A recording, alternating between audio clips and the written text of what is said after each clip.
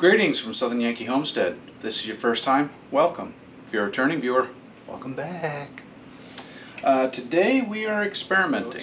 One of our goats, Frosty, gave birth about a month ago, and we were able to find a new home for the boy goat. We're not planning on keeping the boy goats because we already have two boys and we just want to keep the females for dairy purposes, for milk. So like a lot of you that are watching this video, you have an excess of something, you try to find a use for it, or you try to save as much as possible. Well, with a quart a day of milk, we barely use a quart every 3 days of milk. So we're going to have a lot of milk for a lot of time. So we decided to go to Google, and I pulled up the first recipe I found for a simple goat's milk, goat cheese, that does not require rennet or any kind of special cultures. Did that because I wanted to do this with what we had on hand. Which on hand we have milk, fresh goat's milk, lemon juice, and vinegar. So this recipe calls for 1 quart or 4 cups of milk, not ultra pasteurized. You can do this from the store using pasteurized goat milk. This is unpasteurized raw goat milk that we're doing this with. So 4 cups goat's milk, 1/3 cup lemon juice, 2 tablespoons of vinegar. The thing is, where we have so much milk, I went ahead and doubled this. So we're basically doing 4, 2/3, 4. 8, sorry, 2 quarts, 8 cups. And the first step is we want to bring this up to 180 degrees. Bring the goat's milk up to 180 degrees. And you want to stir it to make sure that it evenly heats, and you want to do it slow. I've had the stove on number 2 on our electric stove here for about 20 minutes now, and I've brought it up from refrigerator temp. Last I checked here just a second ago, it was about 130 degrees.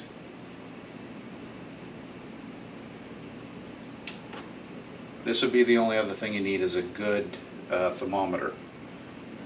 So we are nearing 140 right now. Alright, we just got to 180 degrees. It took about 45 minutes.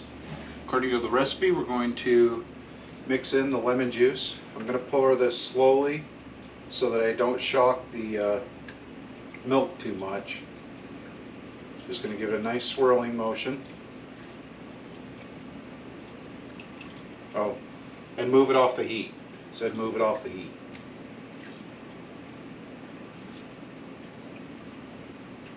Wow, it's actually starting to curdle up already. See that?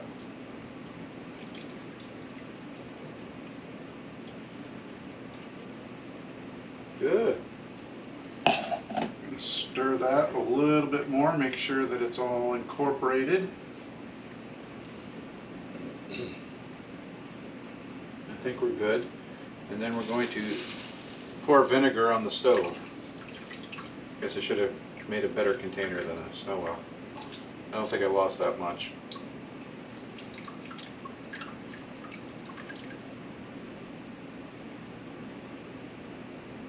Should be good.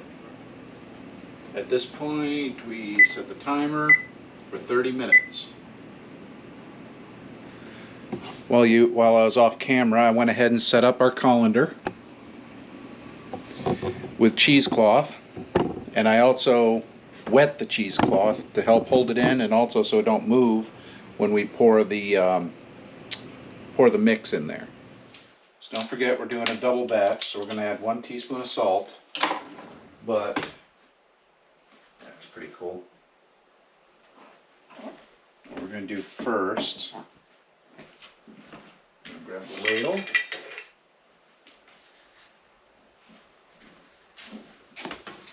I'm going to screen out some of the whey. So we're going to get some of the cheese curds, but I want to get out just a little bit of the way. I'm impatient. This is going to take forever. So we're just going to pour out some of the way. Still. Okay. So 1 teaspoon. Seems like a lot of salt for this, but we don't want it to go bad. And I threw my spatula in the sink, so yay me! Good thing we got another spatula. I'm just going to go ahead and give this a stir.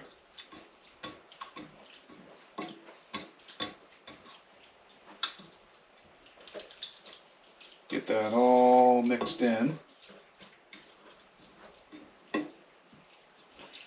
The other upside to adding the salt now, the recipe that we have, or that I read, said to pour it into the cheesecloth and then stir it.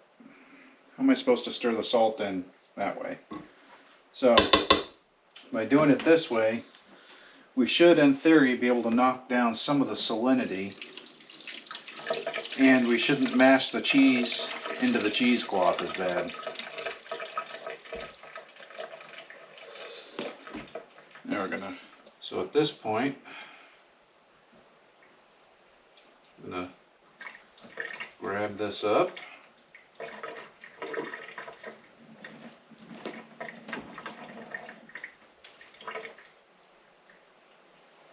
Alright, it says hang it off the faucet for an hour. I don't know if this is such a good idea. Guess what? If I break the faucet, I'll be the one that has to repair it. So we're going to do that. Just a basic. Let's take some of that out. There we go.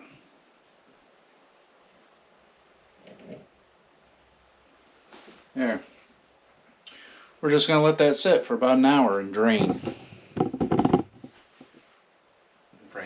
It's been a couple days since we did this. Hun's making pretzels in the background. We're experimenting in making pretzels. We'll see how that turns out. So we've been, obviously, a couple days. We've dug into the cheese a little bit. It is good. It is just bland. So making this cheese, it would be good to have some kind of a flavor added to it. Whether it be honey or I picked up some olives that I want to try. And as you can see, it's very crumbly. I don't think we're going to get this to stick together like regular cheese. And if you're wondering what we're putting in it, or what dishes we're putting this into, this is literally the KFC dishes, Kentucky Fried Chicken. Yeah, not that we eat that a lot. No, but if we got an extra dish, you know, yeah. Why wouldn't we use it? But as I said, this is kind of bland. We'll work with flavors later, but for a simple cheese that doesn't require any additional stuff than what we had here, this actually worked out very well. So we're going to go ahead and freeze these. I don't know if we're going to seal them, or if we're just, well, we're just going to throw them in the containers and see how they freeze. And if need be, we'll come back at a later time and seal them.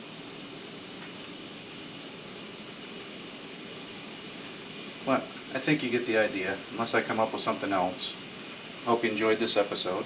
Hope you learned something. If you didn't learn anything, that's not my fault. I tried. So, hope you enjoyed. Like, share, and subscribe. And we'll see you on the next video. Bye.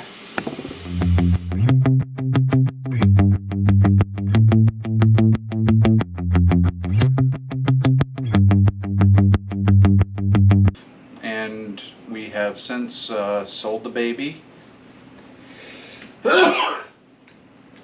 Sneezed all over the place. So getting back to it, we already got the milk. Second thing is lemon juice. This recipe calls for 4 cups of goat's milk, 1/3 cup of lemon juice, and 2 tablespoons of vinegar. So lemon juice, vinegar, and milk, and I am all over the place today. I need to get my train of thought back on rail.